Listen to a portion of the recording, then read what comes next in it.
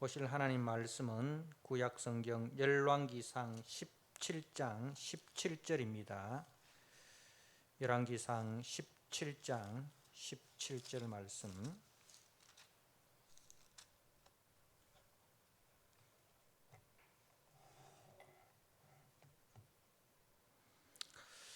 네, 17절에서 24절 말씀입니다. 이 일 후에 그 집 주인 되는 여인의 아들이 병들어 증세가 심히 위중하다가 숨이 끊어진지라. 여인이 엘리야에게 이르되 하나님의 사람이여, 당신이 나와 더불어 무슨 상관이 있기로 내 죄를 생각나게 하고 또 내 아들을 죽게 하려고 내게 오셨나이까. 엘리야가 그에게 그의 아들을 달라 하여 그를 그 여인의 품에서 받아 안고 자기가 거처하는 다락에 올라가서 자기 침상에 누이고 여호와께 부르짖어 이르되 내 하나님 여호와여, 주께서 또 내가 우거하는 집 과부에게 재앙을 내리사 그 아들이 죽게 하셨나이까 하고 그 아이 위에 몸을 3번 펴서 엎드리고 여호와께 부르짖어 이르되 내 하나님 여호와여, 원하건대 이 아이의 혼으로 그의 몸에 돌아오게 하옵소서 하니 여호와께서 엘리야의 소리를 들으심으로 그 아이의 혼이 몸으로 돌아오고 살아난지라. 엘리야가 그 아이를 안고 다락에서 방으로 내려가서 그의 어머니에게 주며 이르되 보라, 네 아들이 살아났느니라. 여인이 엘리야에게 이르되 내가 이제야 당신은 하나님의 사람이시요 당신의 입에 있는 여호와의 말씀이 진실한 줄 아노라 하니라. 아멘.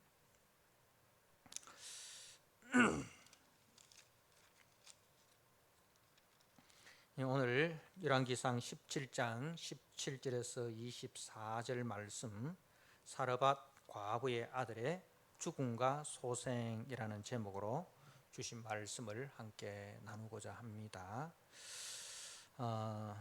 엘리야가 아합에게 대기근을 예언한 이후에 엘리야는 하나님의 말씀을 따라서 그리 시냇가에 가서 운둔을 합니다. 그리고 이제 그 그리 시냇까지도 마르자 하나님께서는 다시 이 엘리야에게 말씀합니다. 이제는 바알의 본산지인 시돈 땅에 사르밧으로 가라. 그렇게 하나님의 말씀이 엘리야에게 임하자 엘리야는 하나님의 말씀을 따라 사르밧으로 가게 됩니다. 하나님께서 보내신 그 사르밧 땅에는 이제 과부와 그 아들이 살고 있었고, 그 과부와 아들은 대기근으로 인해서 이제 양식이 거의 떨어지고 이제 마지막 남은 그 양식을 먹고 죽으려고 하는 절대적으로 빈곤한 곳으로 하나님께서 하나님의 선지자를 보내십니다. 참 하나님의 일하심이 그 전능하시고 또 전지하신 그 하나님의 일하심이 우리의 생각과 상식과는 좀 동떨어지는 부분들이 많이 있습니다. 하나님이 보내시면 어디로 보내셔야 됩니까? 양식 걱정 없는 부잣집으로 하나님의 사람을 보내야 되는데 자기 이 몸도 챙길 수 없는 절대적으로 가난한 그 과부의 집으로 하나님의 사람을 보냅니다. 그럼에도 불구하고 이제 하나님의 말씀이 이 역사하실 때에 그 말씀에 순종할 때 하나님의 말씀이 역사가 됩니다. 우리의 상식으로는 그 말씀이 참 터무니없는 어처구니 없는 그런 말씀일지라도 그 말씀에 순종할 때에 말씀이 사건이 됩니다. 그러나 그 말씀이 터무니없고 어처구니 없기에 자신의 생각으로 그 말씀을 판단하고 그 말씀에 불순종하면 하나님의 말씀은 그 사람을 통해서 결코 역사하지 않게 되고 그 사람은 하나님의 역사를 볼 수 없게 되는 것입니다. 그래서 우리가 말씀에 순종한다는 것은 내 생각과 내 경험을 내려놓음으로써 말씀에 순종할 수 있는 거예요.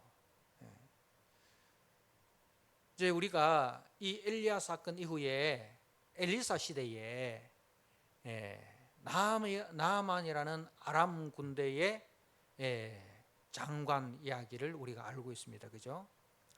그 아람의 군대 장관인 나아만이 한센시병에 걸렸을 때에 그 이스라엘과의 전쟁에서 포로로 잡혀온 한 소녀가 우리 주인이 이제 우리나라의 그 선지자에게만 간다면 나음을 입을 수 있을 텐데, 그래서 그 말을 듣고 이제 나아만이 엘리사에게로 갑니다. 그죠? 북이스라엘로 가는데, 그래서 이제 엘리사를 만나러 가는데 엘리사는 그 나아만을 맞이하지 아니하고 말씀만 전합니다. 그죠? 요단강가에 가서 요단강 속으로 들어가서 7번 네 몸을 씻으라. 근데 그 아람 나라의 군대 장관인 나아만이 요단강물을 보니까 들어갈 마음이 없어요. 왜냐하면 요단강물은 흙탕물이에요. 그 우리나라처럼 이제 산림이 울창한 그런 나라에서는 강물이 푸른색이잖아요. 그런데 이스라엘은 우리나라와 같은 그런 이제 그 울창한 숲이 아니지 않습니까? 그게 흙탕물이 내려오는 거예요. 그래서 들어가기를 꺼려하는 거예요. 어떻게 이 물에 들어가서 내 몸이 낫는단 말이냐. 또 기분이 상한 거예요. 내가 명색이 이 북이스라엘보다 더 강대국인 아람 나라의 군대 장관인데 내가 이렇게 친히 오면 이 하나님의 사람이 이제 그야말로 버선발로 와서 나를 맞이해야 될 거 아니냐. 이게 신기가 불편해진 거예요. 그래서 이제 아람 나라로 돌아가려고 합니다. 근데 그 옆에 있는 주변의 사람들이 아이 그 뭐 어려운 거 뭐 있습니까? 어려울 거 뭐 있습니까? 들어가라고 하면 들어갔다가 뭐 본전 뭐 밑째 본전 아닙니까? 그죠? 그래서 그 요단 강물 속에 들어갑니다. 6번째까지는 아무런 변화가 없습니다. 7번째 들어갔을 때에 그 한센스병이 깨끗하게 나음을 받게 됩니다.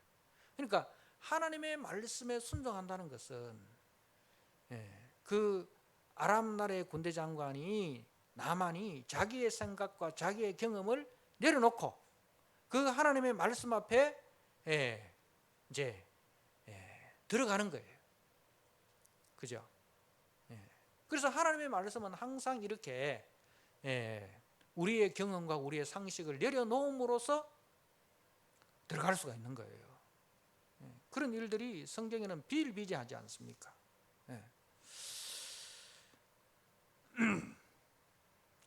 그래서 이제 그 엘리야의 순종을 통해서, 그리고 사라밧 과부의 순종을 통해서 하나님의 말씀은 역사가 되고 사건이 됩니다.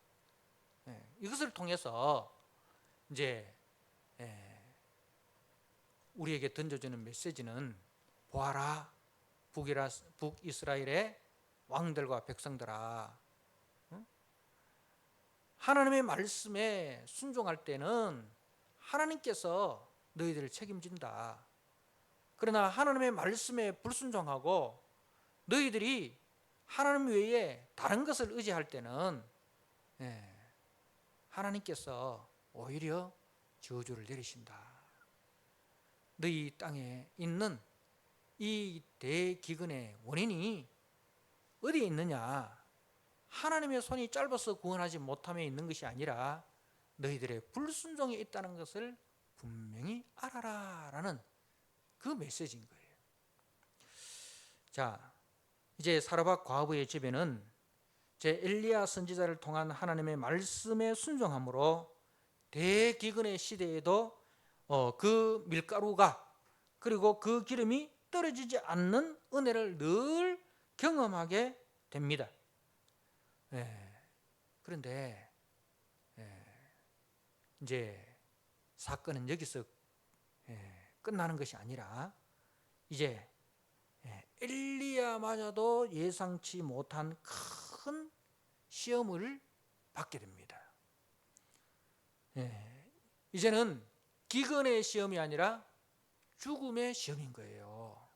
무슨 말이냐 하면, 이제 엘리야 선지자를 통해서 엘리야 선지자가 하나님의 명령으로 아합 왕 앞에 섭니다. 그죠?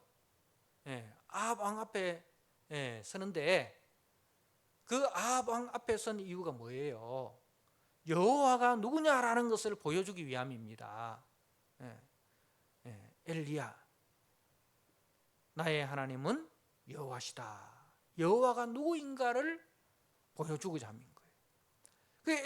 엘리야가 섬기는 하나님은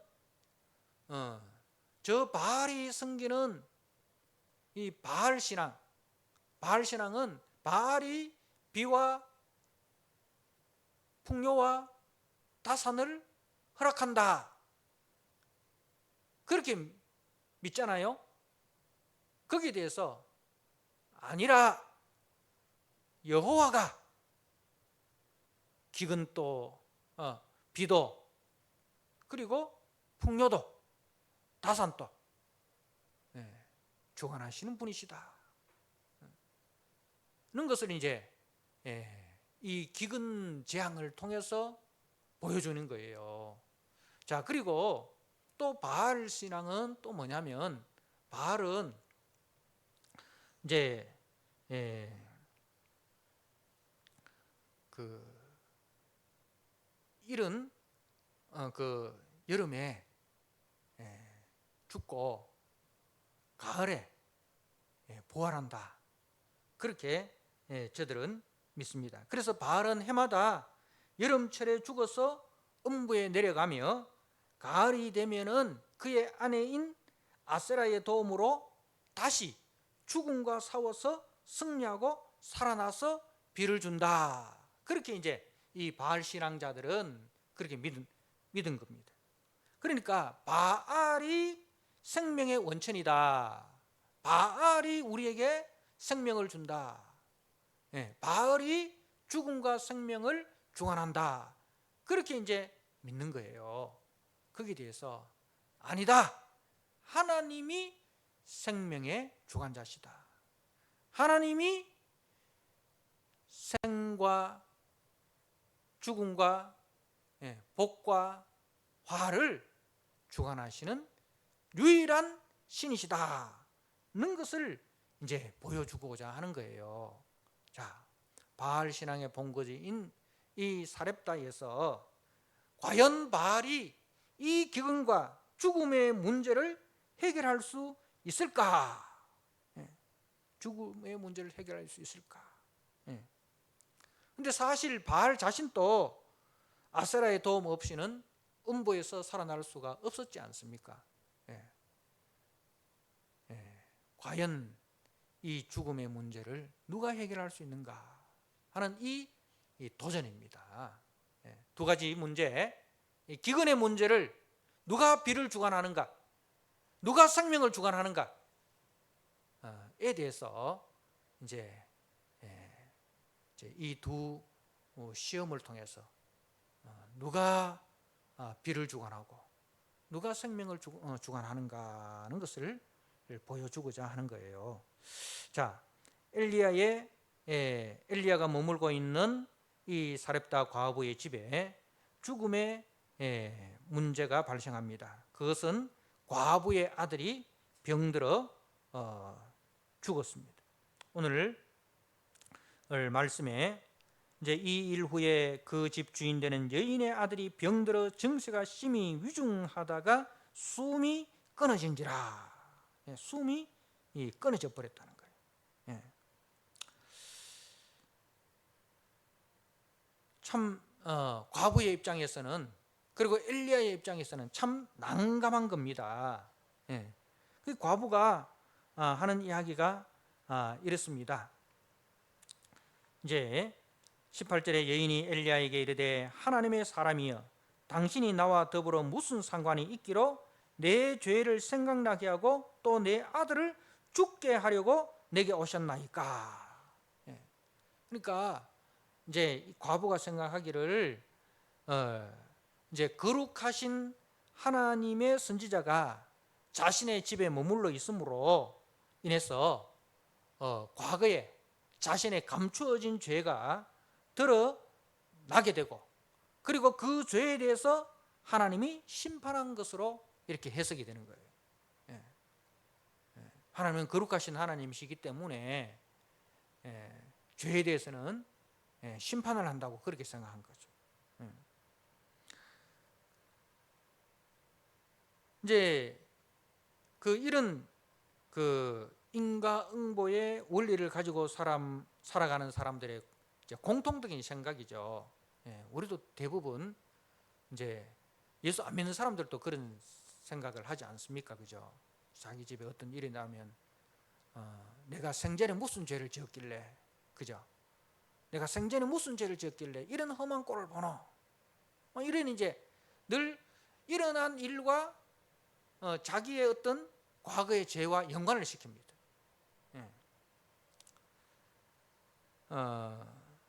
또 우리 예수 믿는 사람들도 이제 우리 앞에 어떤 문제가 닥칠 때 그런 생각을 합니다. 그죠? 이제 과거에 내가 하나님 앞에 어떤 죄를 저질렀을까? 물론 그것이 나쁜 건 아니에요. 그게 뭐냐면 이게 예수 믿는 사람이나 믿지 않는 사람이나 공통적인 생각이라는 거죠. 그러니까 우리는 어떤 문제 앞에서 우리 자신을 돌아보고 우리 자신의 문제를, 우리 자신의 어떤 죄를 회개하는 것은 바람직한 현상입니다. 물론 모든 문제가 우리 죄의 결과로 나타나는 것은 아니지만 어떤 문제 앞에서 우리 자신을 돌아보는 것은 바람직한 자세입니다.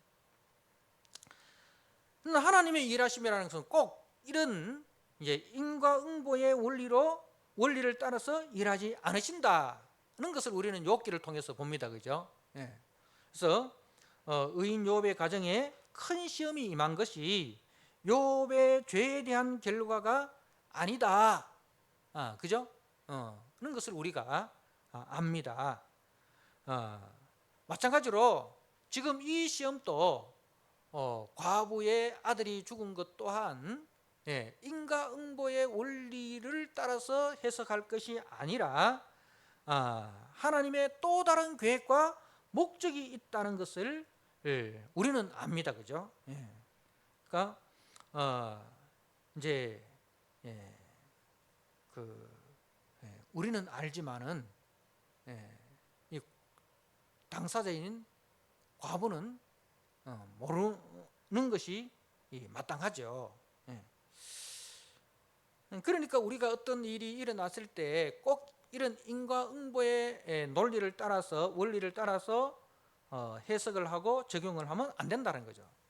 욥의 친구들처럼 꼭 인과응보의 논리를 따라 가지고 죄가 있기 때문에 심판을 받는다, 그렇게 해석을 하고 적용을 해서는 안 된다는 겁니다. 어떻든 중요한 것은 이제 욥도 자신의 문제를 하나님 앞으로 가져갔습니다. 그죠? 그리고 오늘 이제 이 여인이 자신의 문제를 누구에게로 가져왔습니까? 하나님의 사람에게로 가져왔습니다. 그죠? 그리고 하나님의 사람은 또 이 문제를 누구에게로 가져갑니까? 오늘 말씀의 19절에 엘리야가 그에게 그의 아들을 달라 하여 그를 그 여인의 품에서 받아 안고 자기가 거처하는 다락에 올라가서 자기 침상에 누이고, 그 문제를 이제 엘리야는 누구에게로 가져갑니까? 자신이 이제 거처하는 다락에 올라갑니다. 거기서는 이제 하나님과 선지자가 만나는 공간이죠. 그죠? 선지자가 늘 하나님과 만나는 그 하나님 임재의 장소입니다. 그러니까 엘리야도 그 문제를 누구에게로 가져옵니까? 하나님께로 가져간다는 거예요. 그게 중요한 거예요. 우리가 어떤 문제가 있을 때 그 문제를 내가 안고 있으면 안 되는 거예요. 내가 안고 있으면 안 됩니다. 그 문제를 우리는 풀 수가 없어요. 그죠? 우리는 그 문제를 풀 수가 없어요.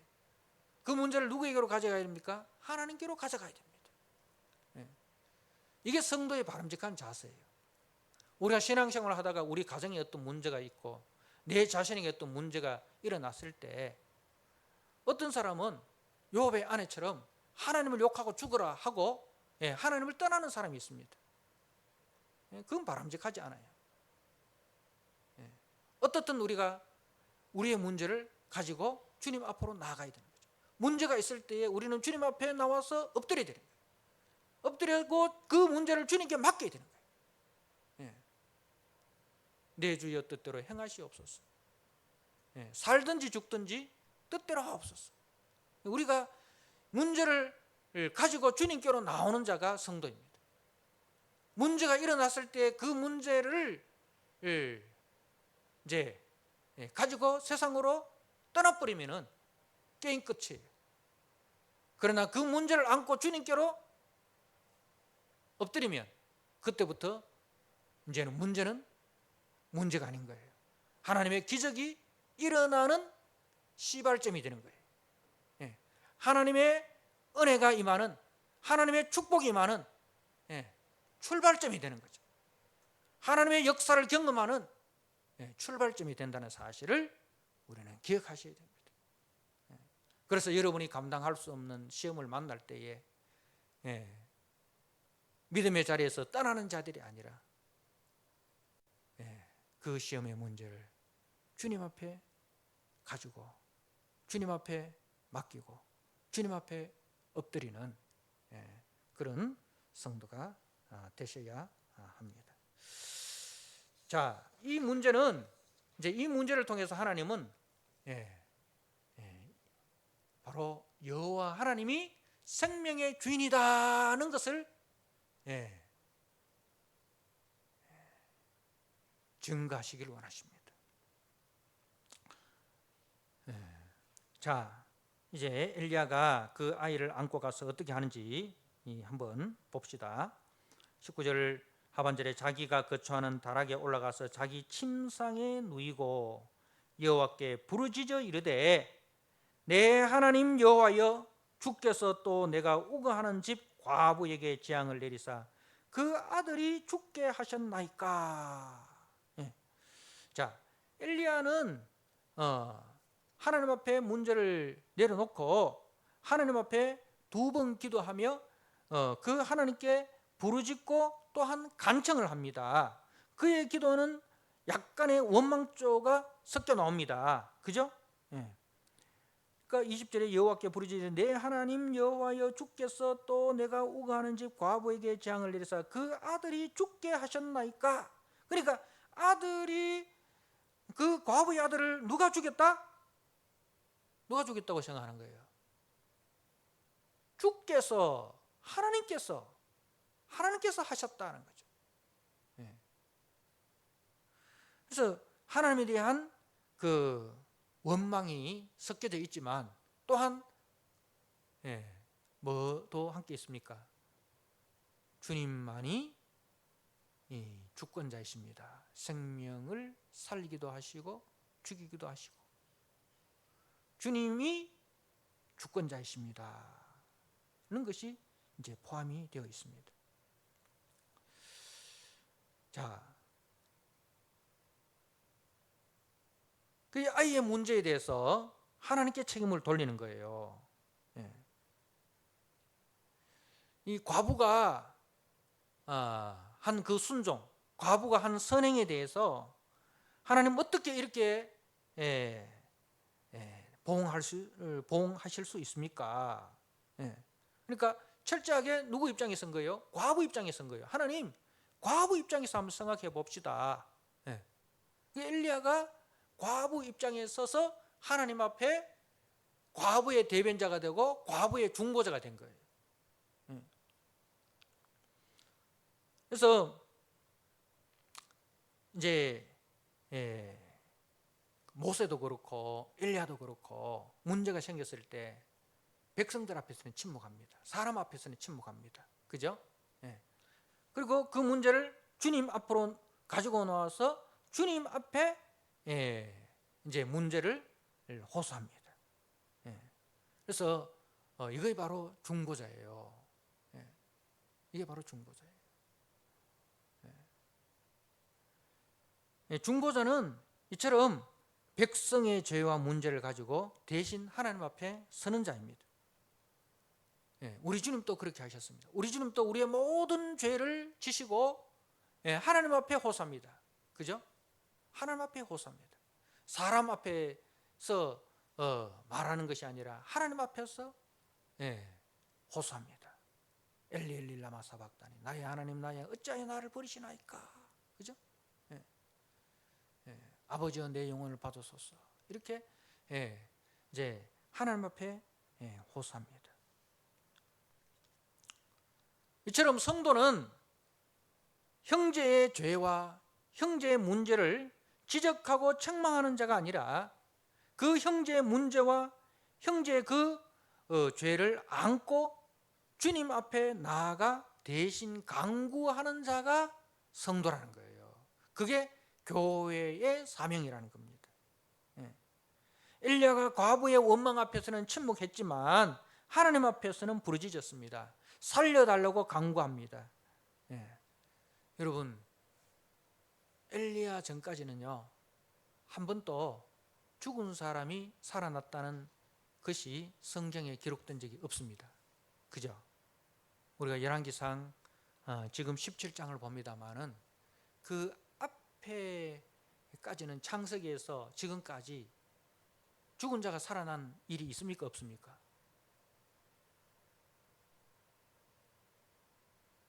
창세기에서 열왕기상 17장까지 여러분들 한번 기억을 더듬어서 생각해 보십시오. 없죠? 그죠? 그러니까 엘리야가 이 죽은 아이를 살려달라는 것은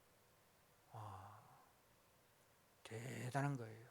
지금까지 한 번도 그런 일이 없었단 말입니다. 이처럼 신앙에는 공식이 없습니다. 하나님은 자유로우시고 하나님은 무한하십니다. 자, 그리고 엘리야는 하나님의 긍휼에 의존합니다. 20절 말씀에 여호와여 또 내가 우거하는 집 과부에게 재앙을 내리사 그 아들을 죽게 하셨나이까. 내가 우거하는 집, 내가 우거하는 집이란 말은 내가 누구다? 나는 나그네다라는 거죠. 우거한다는 것은 나는 나그네로 이 집에 와 있습니다. 누구의 집에? 과부의 집에.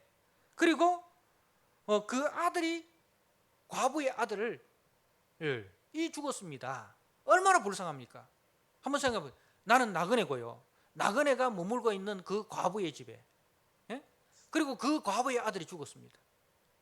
여러분, 성경에 보면 하나님은 과와 과부와 나그네의 아버지라 했어요.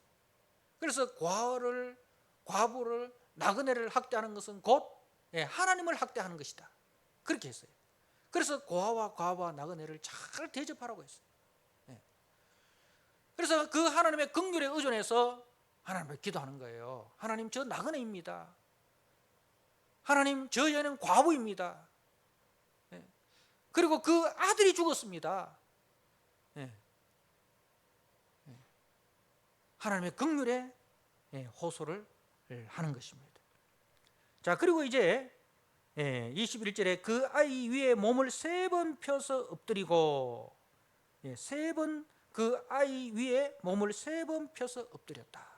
이 부분에 대해서는 여러 가지 해석이 있습니다만은 저는 이 해석에 대해서 이제 가장 합당한 해석이 이거라고 받아들이는데요. 여러분, 우리가 레위기 21장이나 민수기 6장이나 신명기 21장에 보면 시신은 부정한 것이에요. 시신은 부정한 것이에요. 그리고 그 시신과 접촉한 사람도 부정한 자가 되는 거예요. 하물며 하나님의 사람이 시신과 접촉한다? 이거는 부정을 범하는 죄예요. 그죠? 그래서 제사장은 자기의 형제가, 자기의 부모가 죽어도 그 시신을 가까이 할 수가 없어요. 하나님의 사람이. 그런데 하나님의 사람이 그 죽은 아이의 시신에 3번 엎드린다? 이거는 하나님의 사람이 뭘 어기는 거예요? 하나님의 말씀을 어기는 거예요. 그죠? 시신과 접촉하지 마라. 부정한 것과 접촉하지 마라. 라는 그 하나님의 말씀을 어기는 것입니다. 엘리야가 그것을 몰랐을까요? 알았겠죠. 분명히 압니다. 그런데 엘리야는 그것을 알았음에도 불구하고 의도적으로 자신을 죽은 자와 접촉하여 스스로 부정한 자가 되는 거예요. 자, 이런 예가 있습니다. 자, 모세가 시내산에 올라가서 십계명 2 도판을 가지고 내려오는 동안에 이스라엘 백성들이 금송아지 우상을 만들어 가지고 우상 숭배를 합니다. 그때 모세가 어떻게 합니까? 자신의 생명을 걸고 기도를 합니다. 그죠? 자신의 생명을 걸고 기도를 합니다. 그러니까 이것 또한 뭐냐면 엘리야의 생명을 걸고 기도하는 거예요. 자신을 친히 부정한 자가 되어서 그 부정한 자의 죄를 자기가 뒤집어 쓰는 거예요. 정결한 자신이 그 부정한 자와 접촉해서 스스로 그 부정한 자의 부정을 자신이 뒤집어 쓰고 부정한 자가 되는 것입니다. 그러니까 주님, 이런 거예요. 주님, 나를 대신 죽이셔서라도 저 아이의 생명을 살려주십시오. 차라리 내가 대신 부정한 자가 되겠습니다. 내가 대신 죄를 짊어지는 자가 되겠습니다. 대신에 이 아이는 살려주십시오. 자, 구약의 제사에는 희생제물이 필요합니다. 희생제물을 가지고 가서 어떻게 합니까? 안수합니다. 그죠? 예배자가 희생제물의 머리에 안수를 합니다. 그러니까 자신의 죄가 누구에게 전가되는 거예요? 희생제물 위에 전가가 되는 거예요. 바로 이런 법칙이에요. 그러니까 엘리야는 희생제물이 아니라, 짐승이 아니라 자신을 희생제물로 하나님 앞에 드리는 겁니다. 자신을 희생제물로 드려서 그 아이의 죄를 대신 뒤집어 쓰는 희생제물이 되어서 하나님 앞에 이제 나아가는 겁니다. 그러니까 엘리야는 어떤 동물 제사로도 불가능한 인간적 헌신과 희생 제물을 이제 자신의 몸으로 내어 드리는 것입니다. 자신의 몸을 제물로 내어 드리는 것입니다. 예. 그게 얼마나 큰 헌신과 얼마나 큰 사랑입니까? 예. 자, 이에 대해서 성경은 어떻게 이야기합니까? 21절에 이 아이 위에 몸을 3번 펴서 엎드리고 여호와께 부르짖어 이르되 내 하나님 여호와여 원하건대 이 아이의 혼으로 그의 몸에 돌아오게 하옵소서. 예. 자신의 몸을 대신 제물로 받으시고, 예. 이 아이의 혼은 다시 돌려달라는 거예요. 그런데 22절에 여호와께서 엘리야의 소리를 들으심으로, 예. 엘리야의 소리를 들으심으로, 이 듣다라는 표현은요 순종하다는 뜻입니다. 예. 하나님께서 엘리야의 말에 순종하였다라는 그런 느낌이 드는 거예요. 예. 예. 여호와께서 그 엘리야의 소리를 들으심으로 엘리야의 말에 순종하는 그런 느낌을 우리에게 주고 있습니다. 자, 그리고 이제 아이의 혼이 몸으로 돌아오고 살아난지라. 엘리야가 그 아이를 안고 다락에서 방으로 내려가서 그의 어머니에게 주며 이르되 보라 네 아들이 살아났느니라. 예, 네 아들이 살아났느니라. 누가 살렸습니까? 하나님이 살렸습니다. 하나님이 생명의 주인이시다. 바알이 생명의 주인이 아니라 내가 믿는 이스라엘의 하나님이 생명의 주인이다 는 겁니다. 사랑하는 성도 여러분, 우리에게는 엘리야보다 더 위대한 중보자, 엘리야보다 더 위대한 대속 제물이 계십니다. 누구십니까? 바로 하나님의 아들 우리 주 예수 그리스도. 예. 그분이 우리의 중보자로, 우리의 대속 제물로, 우리의 대속주로 오셨습니다. 그분으로 인해서 우리의 죄가, 부정한 우리가 정결하고 거룩한 자가 됐고, 불의한 우리가 하나님 앞에 불의하다 그렇게 저주받은 우리가 하나님 앞에 의롭다 그렇게 우리가 축복받은 존재가 되었습니다. 그분으로 인해서 죽은 우리 영혼이 살아났습니다. 그분으로 인해서 우리의 이름이 하나님의 생명책에 기록되었습니다. 하나님의 아들이신 예수가 우리를 위하여 자신의 생명을 대속제물로 내어주심으로 우리는 하늘의 생명을 얻는 자가 되었습니다. 자, 이제 여인이 고백합니다. 24절에 여인이 엘리야에게 이르되 내가 이제야 당신은 하나님의 사람이시요 당신의 입에 있는 여호와의 말씀이 진실한 줄을 아노라. 말씀이 진실한 줄을 아노라. 말씀이 진실한 줄을 아노라.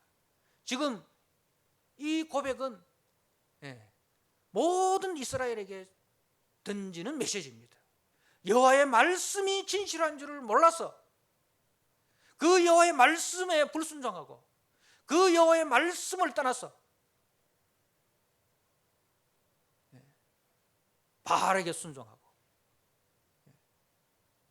바알이 비를 주고 바알이 생명이 주는 것으로 그렇게 믿고 살아가는 저 아합과 이스라엘 앞에 던지는 이방 여인 과부의 메시지입니다. 우리가 던져야 할 메시지가 무엇입니까? 이 땅을 향해서 문제 앞에서 절망하고 문제 앞에서 주님을 떠나는 자들을 향해서 우리가 던져야 할 메시지는 무엇입니까? 여호와의 말씀은 진실하다. 말씀에 순종하는 자에게 하나님께서 은혜를 베푸신다. 말씀에서 떠나는 자가 되지 마시고 말씀을 붙들고 말씀에 순종하고 말씀 앞에 나를 내려놓는 그러한 우리 성도들이 되시기를 주님의 이름으로 부탁드립니다. 아멘. 하나님 아버지, 하나님의 말씀은 진실합니다. 하나님만이 생명의 주관자이십니다. 엘리야보다 더 위대하신 중보자 하나님의 아들 예수 그리스도가 우리의 중보자가 되시고 우리의 대속제물이 되어 주심으로 부정한 우리가 정결한 자가 되고 죄 아래에 있는 우리가 의롭다 거룩하다 인정받게 되었습니다. 그 예수 그리스도의 생명이 우리 속에 들어와서 이제 우리가 하나님의 생명을 입어 살아가는 자가 되었습니다. 영생을 얻는 자가 되었습니다. 하나님 아버지, 이제 우리의 사명은 여호와의 말씀이 진실하다는 것을 이 땅에 보이며 살아가는 것이 우리의 사명인 줄 알게 하여 주시고, 하나님의 말씀 앞에 내 생각과 내 주장과 내 뜻과 내 경험을 내려놓고 기꺼이 그 말씀 앞에 순종하여 말씀의 역사를 일으키는 도구가 되게 하여 주옵소서. 예수님께 하신 이름으로 기도드리옵나이다.